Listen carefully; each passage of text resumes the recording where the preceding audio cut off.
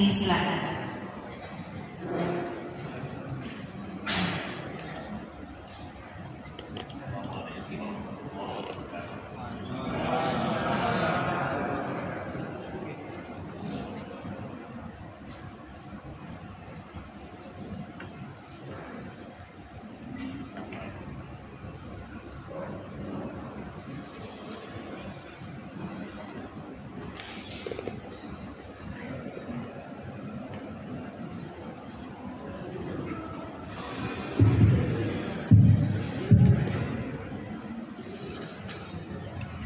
Bismillah, Alhamdulillah, alladzi ja'ala ihtimam al-ummah min arfa'i sifatil kamaliyah.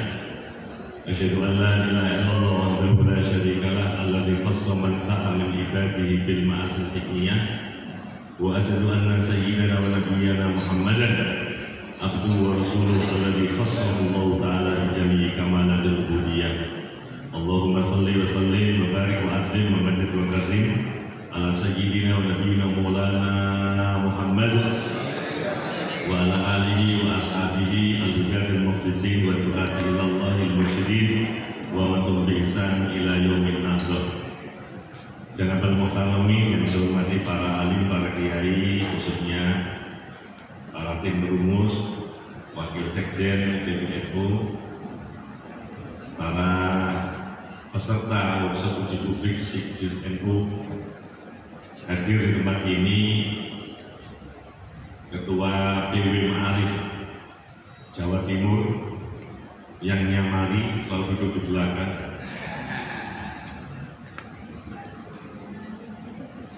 Ketua Ma'arif Kota, Kabupaten dan Kota Batu, Kota dan Kabupaten Pasuruan, Ketua Pengurus Cabang Nahdlatul Ulama Kabupaten Malang, Kota Batu, Kota dan Kabupaten Pasuruan, Ibu-ibu Ketua PJ Muslimat, BW, PJ Semalang Raya dan Pasuruan serta Kabupaten dan Kota, para pengurus bergunung di wilayah-wilayah yang tadi saya sebut, dan pengurus Rabithah Mahajir Islamiyah yang hadir pada kesempatan ini, para panitia yang luar biasa. Alhamdulillah atas izinnya dalam waktu yang tidak lama setelah pembicaraan kita dengan PBNU agar kita bisa bersinergi, saling memberi dan saling menerima. Pertama, agenda setelah ditandatangani kerjasama dengan PBNU pelaksanaan uji publik ini. Mohon maaf, uji publik ini bukan satu-satunya program yang diinisiasi dan atau karena ada uji publik kemudian kita kerjasama.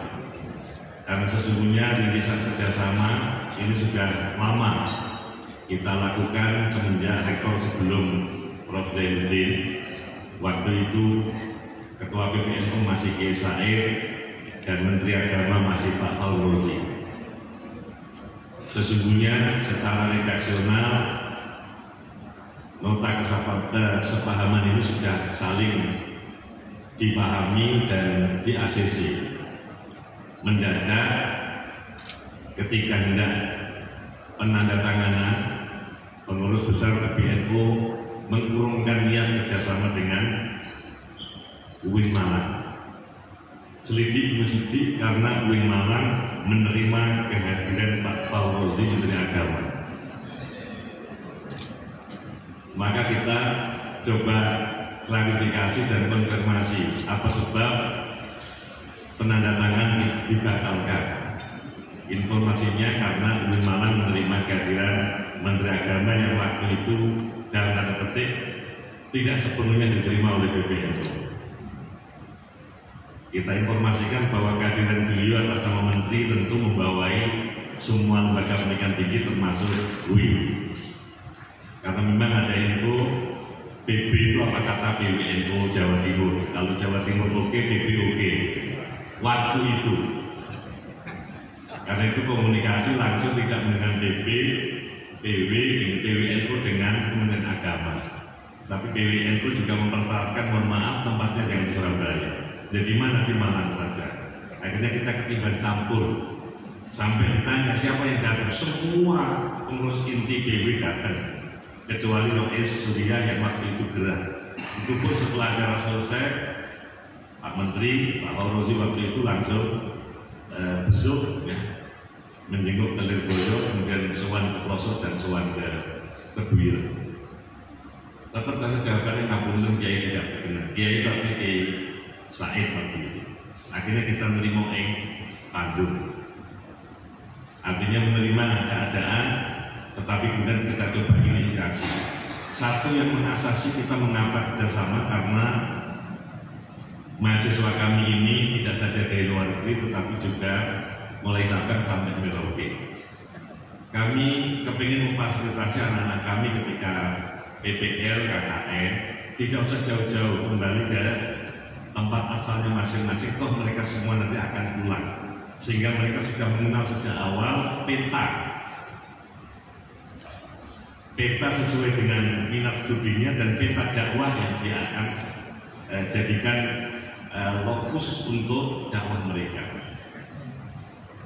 Kita melihat bahwa ini perlu ada backup,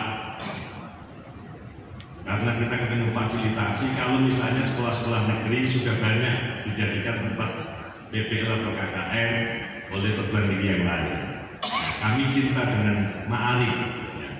Karena itu kita fasilitasi anak-anak. Aku gak ada yang tepuk tangan.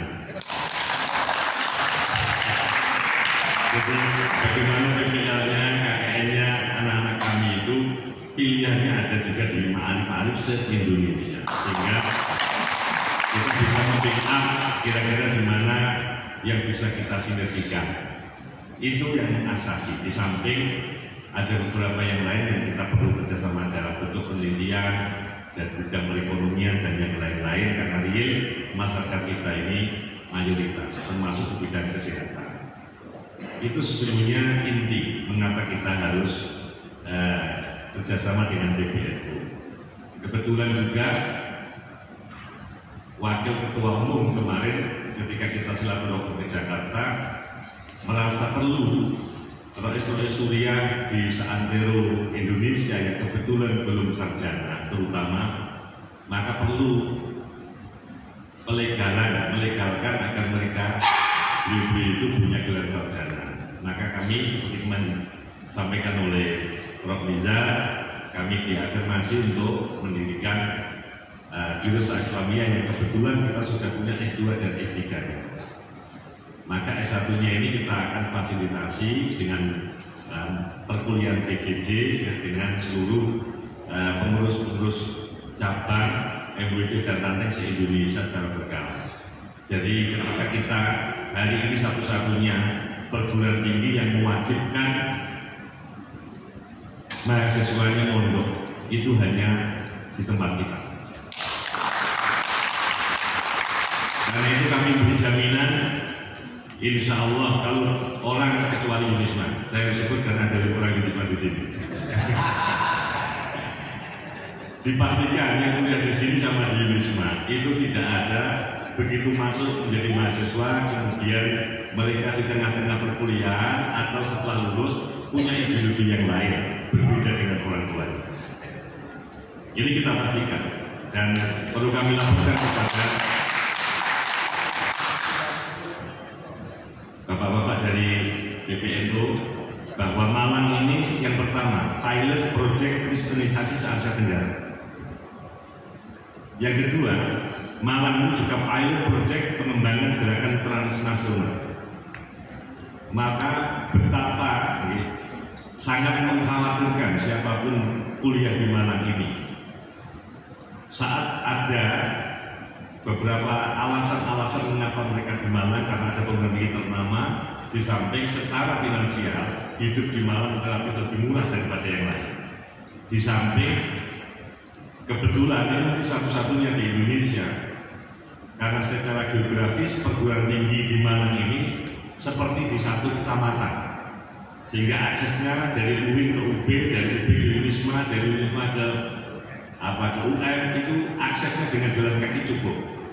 Tidak bisa kita bayangkan kalau misalnya kita di Jakarta antara Pamulang dengan Ciputat dengan Depok berapa lama, kemudian di Jogja, di Jakarta ITS, di Surabaya ITS dengan UIN misalnya, maka menjadi pilihan di samping hawanya yang sejuk memungkinkan orang beraktivitas lebih baik lagi. Tetapi ada kekhawatiran yang luar biasa karena tahun 91 kita pernah melakukan penelitian organisasi kemahasiswaan non kampus, ekstra kampus itu OMEK itu kita identifikasi ada sekitar 13. Muaranya satu, dengan segala nama ini. Yang paling meresahkan ada banyak anak kita ketika mereka waktunya menikah tidak berkenan dinikahkan oleh orang tuanya walinya karena alasannya mohon maaf kami beda dengan jenengan. Ini jadi ada banyak sebenarnya orang tua yang kehilangan anak, tidak kehilangan biologisnya tapi kehilangan ideologisnya. Karena itu siapapun yang kuliah di UIN Malang dipastikan aman, tentu selain Unisma. Hanya kelebihannya UIN Malang dengan Unisma, karena apapun prodinya, apapun fakultasnya, semua harus kuliah dasar intensif. Selama 5 jam dalam sehari, selama 5 hari dalam 1 pekan, selama 10 bulan dalam 1 tahun. Maka kita memproyeksikan bahwa alumni mahasiswa kita ini orang-orang yang punya kecakapan untuk mendalami kursus Islam. Di samping di Ma'had mereka semua kita berikan pengalaman religiusitas dan spiritualitas. Itu yang menjadi keresahan kita ketika negeri ini krisis moralitas, spiritualitas dan religiusitas. Hari ini masih sering kita lihat terpapar di media elektronik maupun cetak, ada pejabat A harus berhubungan dengan salah satu dari komisi yang hurufnya 3 ini, dan tidak nyaman orang dipanggil ke huruf 3 itu karena langsung mendadak menjadi diet, tidak ada urusan lagi. Jadi waliyadzubillah gitu. Jadi kampus kita ini ya, mengawinkan tradisi pesantren dan tradisi perguruan tinggi. Setelah kita tahu bahwa moralitas, spiritualitas, kemudian religiusitas itu satu-satunya hari ini yang masih concern adalah pesantren, maka kita mengadopsi semua tradisi pesantren di kampus yang kita cintai. Sampai saya dipesan, sekalipun sering saya sampaikan, tapi WL2 selalu melarang saya. Sekedar tahadus bil hikmah. Kami ini masih tetap hanya menerima mahasiswa sebatas ruang kamar yang kami siapkan. Ruang kamar kami hanya menampung sekitar 4.000 orang. Tetapi yang meminati kampus kita ini sebelum pandemi itu sampai 110.000. Dan itu dengan doa jaringan semua, kampus 3 diestimasikan kira-kira bulan April tanggal 24 sudah selesai, maka kampus kita bisa menerima lebih banyak lagi mahasiswa yang bisa kita antarkan menjadi anak bangsa yang memiliki skill sesuai dengan minat studi yang diinginkan, tetapi mereka punya kedalaman spiritual, keagungan akhlak, karena mereka semua harus ngantri. Semua mahasiswa di kampus ini harus khatam Quran nadron di depan semua hafid-hafid. Jadi kita punya tendik hafid-hafid itu kita 50 orang. Jadi siapapun kuliah di Malang ini pilihannya 2, kuliah dulu atau ngaji dulu. Ngaji dulu atau kuliah dulu. Ini kita wajibkan, dan khatam Quran bagi mahasiswa di kampus ini menjadi persyaratan untuk mengikuti ujian komprehensif. Keikutsertaan mereka di Ma'had dan lulus Ma'had itu menjadi persyarat untuk mengikuti mata kuliah studi keislaman. Karena siapapun mereka yang prodi farmasi, kedokteran harus mengambil studi Quran, studi hadis, studi fikih dan teosofi, semua wajib mengikuti. Kalau tidak lulus di Ma'had maka dia tidak bisa menempuh ini. Itu yang kita kembangkan. Karena itu kami difasilitasi oleh pimpinan kami karena ada pesantren yang namanya kebetulan Ma'had. Mohon maaf, saya juga baru tahu pimpinan yang lalu ketika menetapkan ini namanya Ma'had pernah dikonfirmasi oleh salah seorang kiai, mengapa namanya tidak terus terang pesantren? Jawabannya cukup memekakkan telinga. Mohon maaf, ketika tahun 90-an itu masih ada elemen bangsa ini yang alergi dengan nama pesantren. Pesantren itu masih dikonotasikan dengan hal yang negatif, yang budiken, yang panuan, yang tidak sehat itu. Karena itu dengan Ma'had, ya, harapannya itu tidak ada lagi, artinya tidak ada stigma itu kalau itu Ma'had.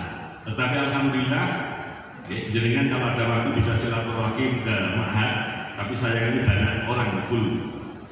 Ketika almarhum Pak Mahfud Basulu menjadi menteri, kunjungan pertama kali di Jawa Timur itu di kampus kita. Begitu masuk kamar beliau bilang, ini real pondok pesantren yang saya inginkan. Artinya tetap bersih sebagaimana mestinya, tidak sebagaimana yang distigmakan orang tentang pesantren. Sekalipun orang kemudian berapologi, beralibi bahwa sesungguhnya yang budikan yang macam-macam itu di balik itu ada keberkahan yang luar biasa. Jadi kalau belum itu semua tidak. Karena itu sekali lagi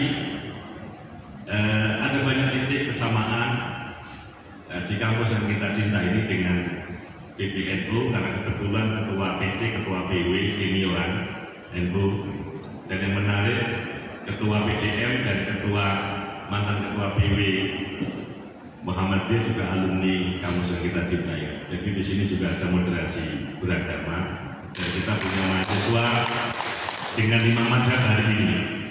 Anak-anak kami yang dari Afrika itu mayoritas Maliki, yang dari Madagaskar itu Hambali, yang dari Eropa Timur, negara Balkan itu mayoritas Hanafi, sementara kita Syafi'i.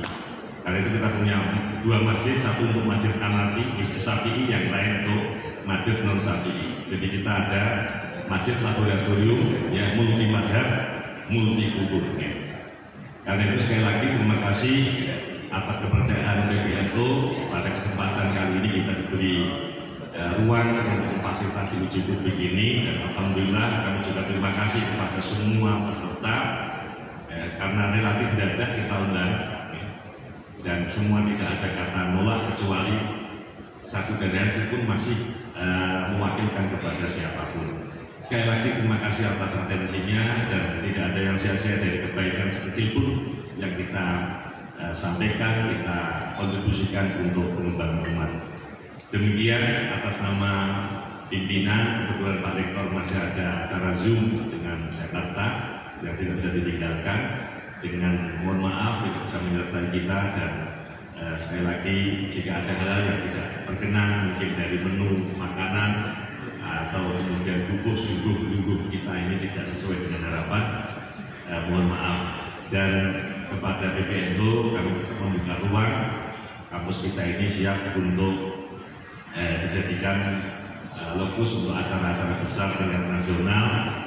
Usulnya Prof. Agus Maimun tadi, kalau ini masih diuji publikan sampai 3 kali, maka launchingnya akan kembali ke UIN Malang lagi. Kami itu saya kira yang bisa kami sampaikan. Sekali lagi terima kasih atas kepercayaan, kehadiran dengan semua. Semoga kita senantiasa diberikan kesehatan yang prima. Demikian, mohon maaf, Assalamualaikum warahmatullahi wabarakatuh.